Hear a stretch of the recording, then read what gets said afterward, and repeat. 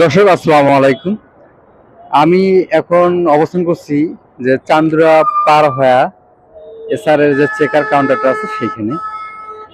আমি সকাল 10টায় গাড়ি চড়ছি, এখন বাজে হলো প্রায় 7:30টা। আনুমানিক ধরুন আমার 9 ঘন্টা, 9 থেকে 10 ঘন্টা গেল আমাকে এই টু জায়গায় আসতে। চান্দুরা পার হতে আমার 9 ঘন্টা গেছে। আমার গন্তব্য হচ্ছে রংপুর। জানি না রংপুর আজকে অথবা আগামীকালকে পৌঁছতে পারবো কিনা।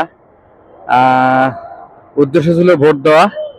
এখন তো মনে হচ্ছে যে ইলেকশনের পর অথবা 12 তারিখে ভোট, আমি হয়তো বাড়িতে যেতে 13 তারিখে হতে পারে। সরকারের অব্যবস্থাপনা, এটা একটা বড় চিত্র। আপনি ছুটি দিয়েছেন 4 দিন 5 দিন ছুটি দিয়েছেন, কিন্তু রাস্তাঘাটে কোনো ট্রাফিক নাই, কোনো নিয়ন্ত্রণ নাই, সব হতবল অবস্থা।